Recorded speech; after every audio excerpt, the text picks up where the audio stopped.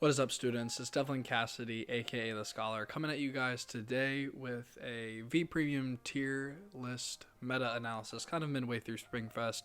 So, in case any of you guys are still trying to catch these last minute Springfest as we head toward the end of the season, you know how to best equip your team for in regards to V Premium. But before we get into our tier list, I'd love to shout out today's sponsor, Kingslayer Cards, and use the promo code SCHOLAR to save 5% off all of your pre-orders. I know they have some set 10 pre-orders up left for Overdress, as well as they begin to get their pre-order set up for the remaining sets that we have coming out through the summer. So please be on the lookout for those and use my promo code to save a little bit of money on your purchase. They're one of the best stores in the game. You can support some fantastic players we have in our community. But without further ado, let's get on into it. So we're starting off with Spikes. Spikes is an aggro deck. It has Juggernaut Maximum, has the Rising Nova stuff. I don't think, though, it's too impactful. I played it against it in BRO, which, to be honest, our format really hasn't changed since then, besides the lowering the power cap of Maidens. So I think it's just a solid B tier deck. I think you can take it, but it's not probably going to do well if you do run into meta. On the flip side, though, we have Shadow Paladin, which I definitely think is the best deck in the format. Luard is back to full power, has access to Karen. The Ildona, being a grade 3, can be used with Nightmare Painter since it counts as a grade 1 and drop. Ildona fixes the ride consistency. They still have Bat combo. They still have a lot of stuff, and the longer the game goes on, the more that Luard is just able to grind out. So it's just really efficient in the long game, can have a crazy high roll if it sees all the pieces. So I think that definitely it is one of the more well-equipped decks for this format, and this should be an absolute definite that you should have on your team if your team has access to the deck.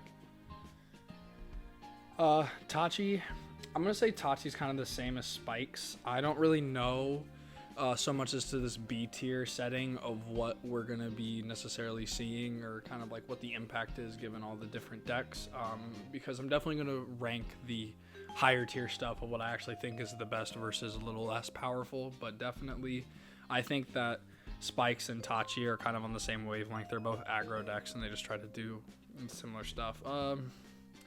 Angel Feather I'd say is a little bit,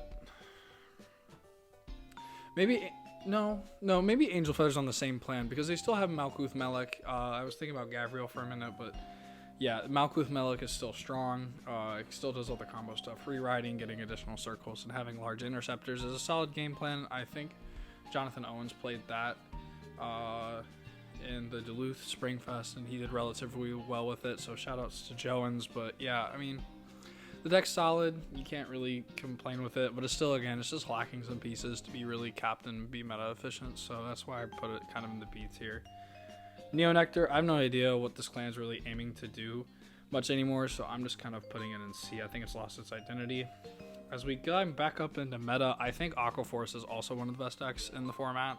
The fact that it has access to the crazy insane promo makes that deck really strong. Now has a very consistent ride, does everything that deck wants to do now, all the multi-attacking and everything. Still has access to Lambros because Thavis is just going to get more Excel circles, so that deck is aggressive and can scale in the game way long, so has a great early game, so it's pretty solid throughout most of the stages. It just lacks like true finishing power, but if your aggression is very high, you could easily close out games on your first Lambros turn with the deck.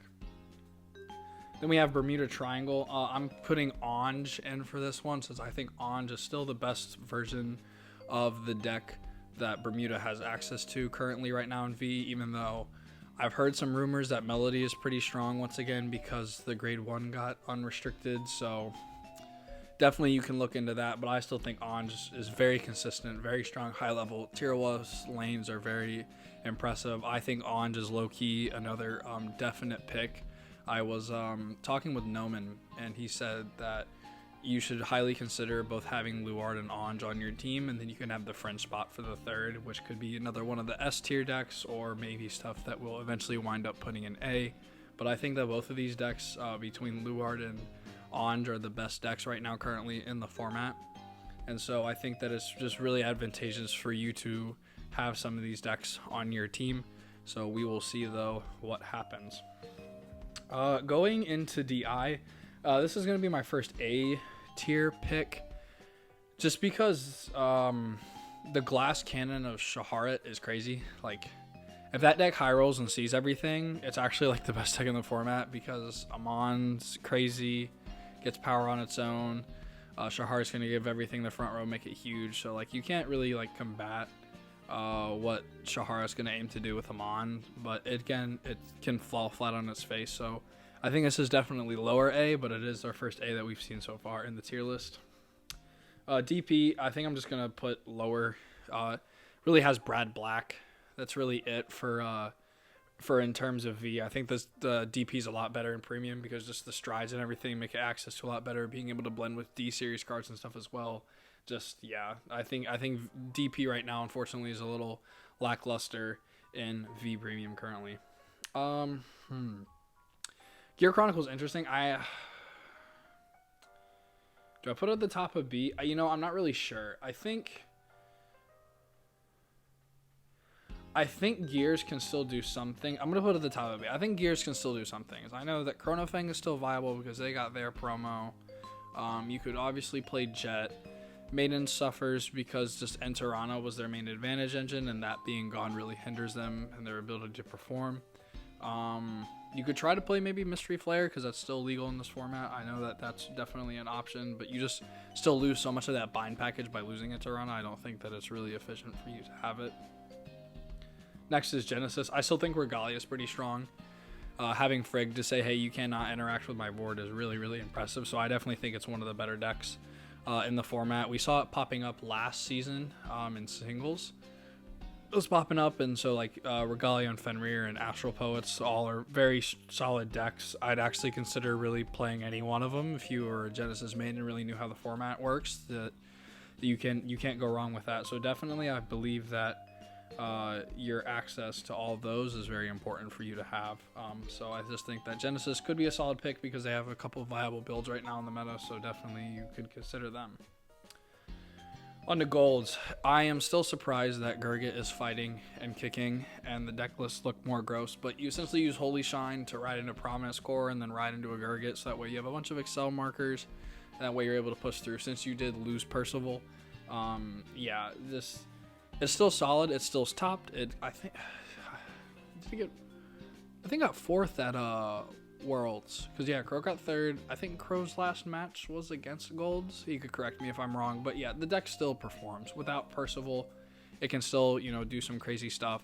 It's an aggro deck, so you can't really be punished for playing it. So actually, I think the Golds is a little bit higher than DI just because it's a little more consistent. Actually, I probably put DI here to be honest, just because a lot of the other decks are consistent there. Grand Blue, I'd say, is definitely A. Night Rose and Skull Dragons are crazy. You can definitely, I either say, depending on what we put up on an S, that it's either the back of S or the front of A, and that's just where I kind of lay down that package, but definitely can see some different things happening with that.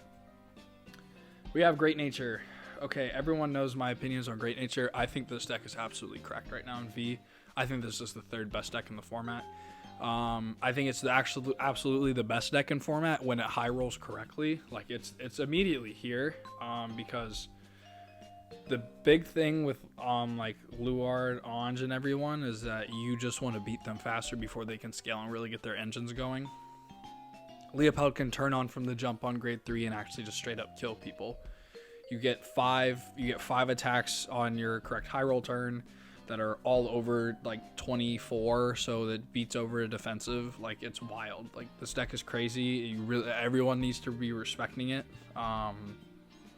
And I think that this deck is actually pretty slept on. So I say it's your best interest to probably consider taking this deck. I know that I may take it to Chicago, but definitely some deck to keep your eye on this competitive season. Even though it hasn't converted well, I think that with the right team lineup, and if you have a good high roll day, you will carry your team with Leopold. I think this deck is absolutely fantastic.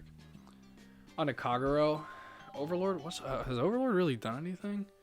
Does anyone know? Like, because I'm not sure. The big thing, though, I think is just, again, high roll, so I guess we'll put that there. Link Joker. This would be Messiah, so it goes front of B.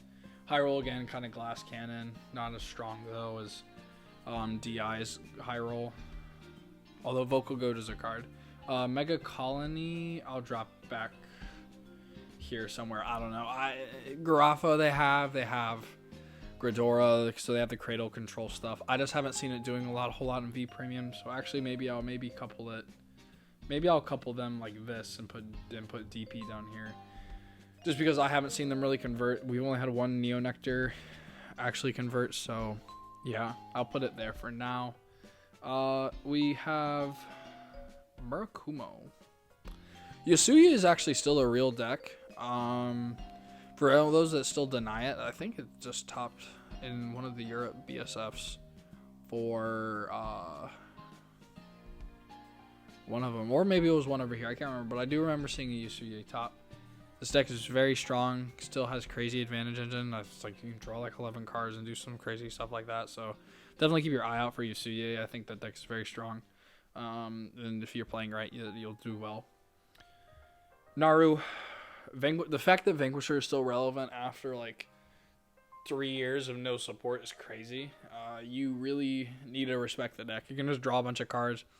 It survives for the late game. If it gets to the late game, it can pull off some surprise factors if you're not playing against like Luard or anything. So definitely keep your eyes out for how Naru plays, because Vanquisher is crazy. Novas. Has Nova's ever really been relevant in V? They have God Hand, they have Victor, they have Beast Deities, and they have I don't know what else they have, man. They have Blouse. I don't know what they're doing. I'm gonna put them here. I have not seen Nova Grappler in a long time do anything well in V. I know there's builds and other things like that. It can definitely like win games. All decks can win games in Vanguard, but I don't think their power level is near of anything that we have right now. Nuba, I'm gonna put front here. Daihausen's like a really funny control deck. For those that like don't know how to play against it, like it's really awkward. But for everyone that knows how to play against it, you'll just win the matchup easy. So definitely, I'd look at that deck to figure out how to beat it, because if you're trying to learn on the fly, you'll probably lose to it just because the deck is really funky in how it plays. So just be prepared. OTT, be Battle Sisters, right? I think Battle Sisters is actually like higher B, maybe not as high as Messiah's high roll, but like the deck's pretty strong. Pretty strong 3 attacks, makes protect markers. Also have accesses to like witches and stuff, which can make a bunch of protects. So I think OTT is honestly fine. It's a solid deck. Can't really go wrong with it. I actually put Angel Feather maybe higher with them because Malkuth is here. Pale Moon. Is it really here? I think it's in B. Or maybe, well, didn't one just get third for V in Houston? I think so. Maybe I think I saw something from Team Ham. I'm not sure, but my memory serves me right. I think Nightmare Dolls is solid. I'm gonna put it up in low A.